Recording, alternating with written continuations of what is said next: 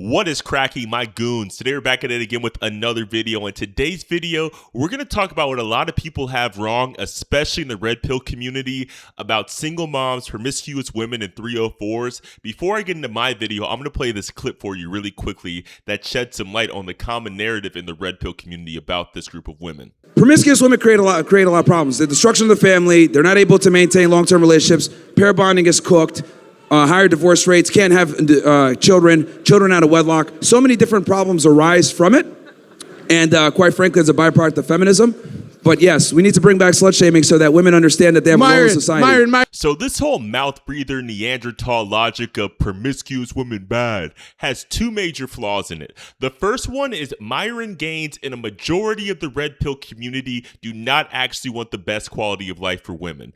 They're doing this because they're frustrated with the current dating market and they're frustrated with the results that they've had in the dating market thus far. So it's a low-hanging fruit to just go ahead and attack the girls that are hoes. But what they don't understand is 304s play a critical role in the dating market, and they need to be in the dating ecosystem for everything to work correctly. Dating is a lot like skill-based matchmaking, and in the beginning, when you're a novice, beginner, or adept level when it comes to games, looks, your understanding of how sex goes, your only experiences are going to be with girls that are 304s or promiscuous. But those girls are fundamental building blocks for you to reach high-level Stacies and have expert-level games. I can speak to this personally. My very first experiences were with girls that were absolute hoes. We're talking about the mega thoughts from high school that had 20 bodies at 16 years old. We're talking about the trash from Tinder that lets you hit on the first night. They weren't that attractive. They were bouncing around from dude to dude. Everyone got a turn.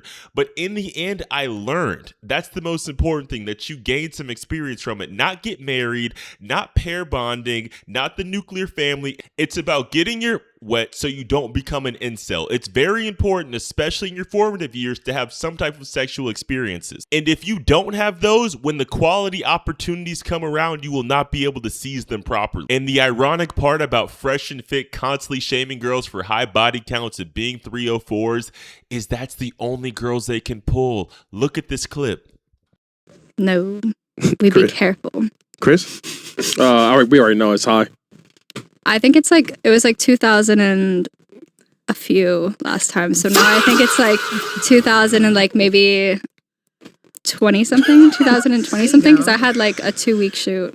There you go. So I think not the year, all right? I think 2020 something. Oh yeah. You are resting on pretty. You are a lazy lover. I can tell. I can tell you are a lazy lover. Ask her. No, he's not.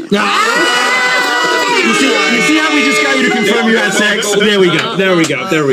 Caliente. I'm sorry. That was really that was not difficult to tease out. No. So the same two niggas that run the biggest red pill podcast in the world, one of them had sex with a girl that has 2,000 bodies and then has the nerve to admit it on camera on his podcast for the world to know.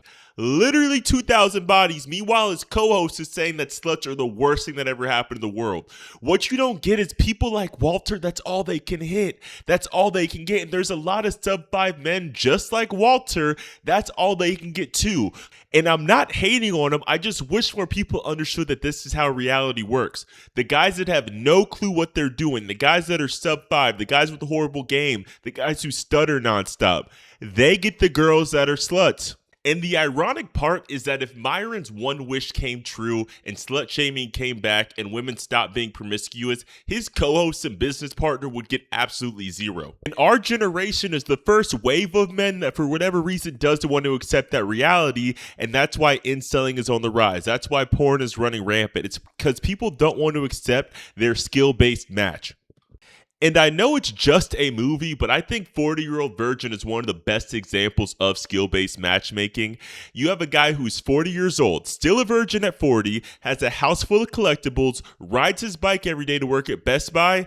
He ends up getting with the girl that has 3 kids. One of the kids has a kid, and that's who he finally loses his virginity to. But that type of guy is becoming far less common nowadays. He's going extinct because when people are struggling with dating, they look up videos, they stumble into red pill, they read some literature, they convince themselves they're a high-value man and they're not going to settle with a single mom.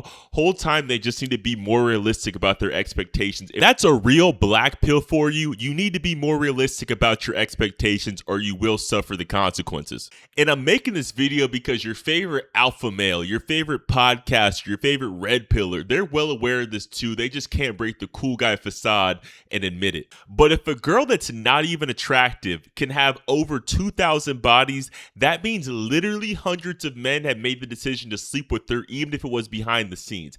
Everyone was getting a slice of that because you have to be a complete idiot to pass up on something that falls in your lap that easy. If the red pill really wanted to move the culture forward and give quality advice to men, instead of saying 304s are bad and promiscuous women should cease to exist, what they should be saying is you need to use your social calibration tools to be able to vet each woman appropriately and have certain expectations for them. The only time dating or hooking up with a 304 can go left is if you expect a long-term relationship from her, if you get her pregnant, if you try to marry her knowing she's not wifey material, or if you get an STD. Outside of that, 304s provide a net positive for society. These are women with low standards, low expectations, easy to interact with, so what's the problem? Why would anybody have a problem with that? I don't get it. And they're really needed now more than ever, seeing how men are going through a male loneliness epidemic. It's really simple when you think about it. Just vet girls properly, keep your expectations low, stop trying to wife every girl,